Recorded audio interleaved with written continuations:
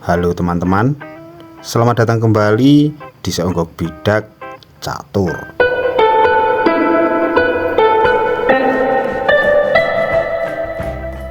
Apa kabarnya kalian hari ini?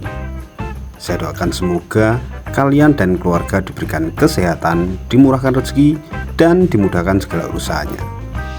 Akhir-akhir ini kita mendengar bahwa Iren Karisma Sukandar dikalahkan oleh bocil berusia 16 tahun. Lalu apakah masa dari Iren Karisma Sukandar sudah habis? Atau karena memang begitu hebatnya bocil ini? Ia adalah Safira Devi Hervesa, kelahiran 13 Desember tahun 2008 dari kota Yogyakarta. Dan partai ini adalah PON Sumatera Utara Aceh di tahun ini. Yogyakarta versus Jawa Barat. Iren Karisma Sukandar mewakili Jawa Barat, dan gadis yang biasa dipanggil Vivi ini mewakili daerah istimewa Yogyakarta. Vivi hitam, Iren putih. Iren mengawali dengan pion E4, dibalas Vivi pion E5. Iren kuda ke F3 mengancam pion, dan pion dilindungi oleh kuda di C6. Ruy Lopez kini dimainkan oleh Iren. Lalu hitam menjawab pion A6 mengusir gajah. Gajah pergi ke A4. Lalu kuda hitam F6. Diteruskan putih rokade pendek, dan hitam kembali mengusir gajah pion B5. Gajah pergi ke B3. Lalu gajah gelap hitam pergi ke C5. Pion putih A menantang pertukaran pergi ke A4. Lalu Vivi membawa bentengnya pergi ke B8 melindungi pion, dan putih pion C3 memberi jalan kabur buat gajahnya. Lanjut, pion hitam pergi ke D6 memberi jalan buat gajah terangnya. Putih pion D4 mengusir gajah. Lalu lagi-lagi pion ke A5 mengusir gajah gelap hitam. Gajah gelap hitam terpaksa pergi ke A7. Lalu pion putih H3. Kini saja hitam untuk rokade pendek. Dilanjutkan gajah gelap putih pergi ke E3. Hitam memulai pertukaran di pusat permainan dengan memukul pion di D4. Lalu pion putih membalas memukulnya. Benteng hitam ke D8 menekan 2 kali pion pusat di E4. Lalu kuda putih bermanuver pergi ke D2 memberi dukungan terhadap pion di E4. Dijawab hitam, gajahnya pergi ke B7. Secara tidak langsung ia juga mengancam pion, dan putih membawa bentengnya ke E1. Secara tidak langsung juga ia melindungi pion sentral. Pion ini sangatlah menjadi primadona teman-teman. Oke, lanjut. Pion H hitam pergi ke H6. Lalu putih mengancam kuda dengan pionnya pergi ke D5. Kuda ini tidak langsung pergi, melainkan hitam memilih menukarkan gajah gelapnya. Gajah pukul gajah, dan benteng putih membalas memukulnya di E3. Baru kemudian kuda bermanuver ke E7.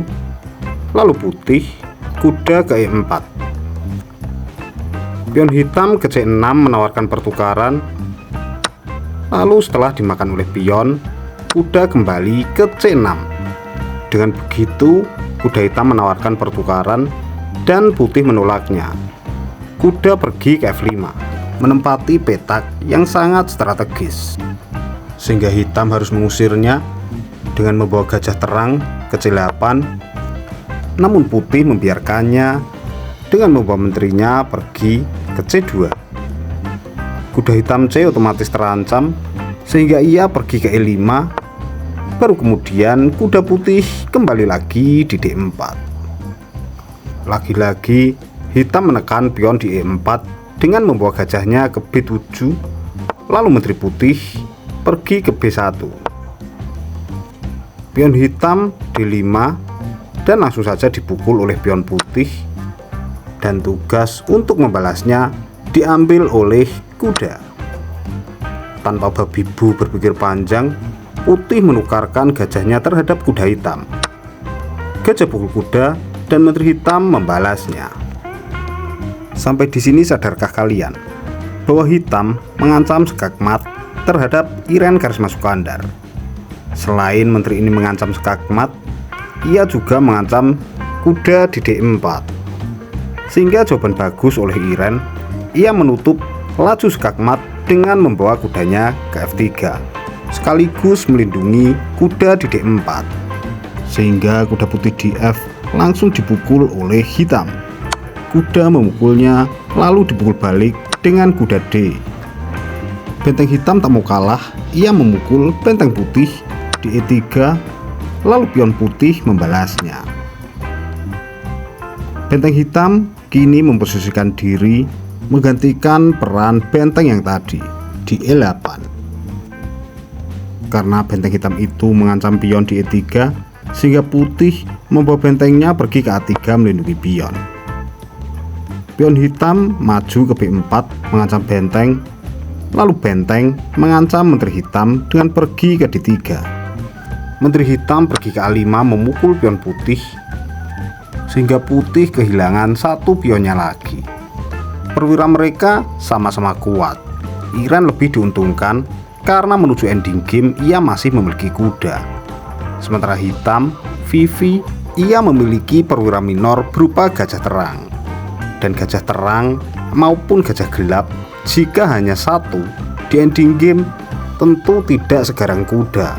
Kalau kuda ia bisa bekerja sendiri, tetapi kalau gajah ia menjadi satu kesatuan yang bagus ketika ada dua. Ini sedikit pembelajaran ya teman-teman, bahwa meskipun nilai mereka sama, yaitu sama-sama 3, tetapi akan mempunyai beda nilai ketika di saat yang berbeda.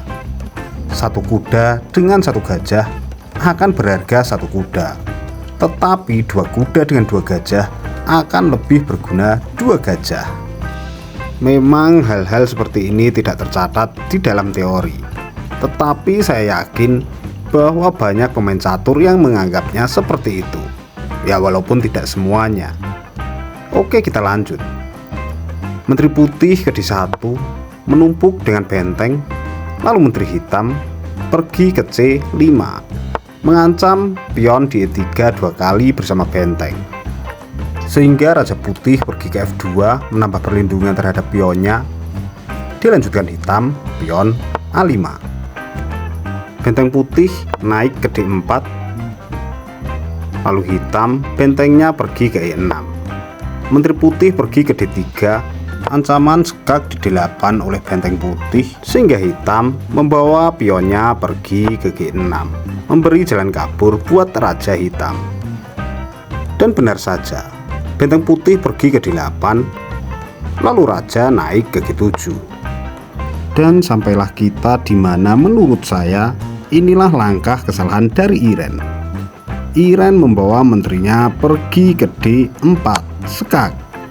Itu berarti Iren menginginkan pertukaran menteri, padahal pion sudah jelas kalah 5-4, sehingga langsung saja oleh Hitam menteri pukul menteri dan pion putih membalasnya. Terlihat begitu jelas bahwa 2 pion Hitam di A dan B ini sudah tidak terbendung lagi. Selain didukung oleh gajahnya di B7, bentengnya juga siap mensupport untuk pergi ke A6. Oke, lanjut. Pion A pergi ke A4, kuda putih naik ke E5. Pion A naik lagi, kini ke A3 menawarkan pertukaran, dan pion pukul pion.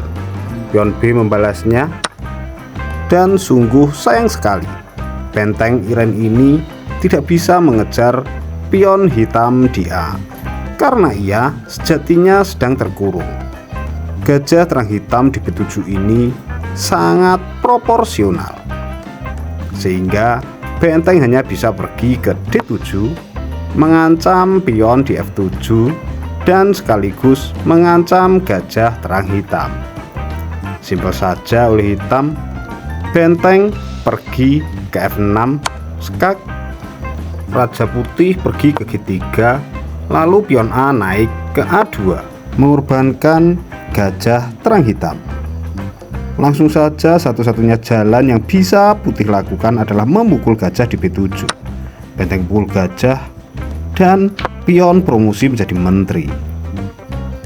Menteri ini langsung mengancam pion di sentral, pion D4, sehingga benteng pergi ke D7 melindungi pion sentral.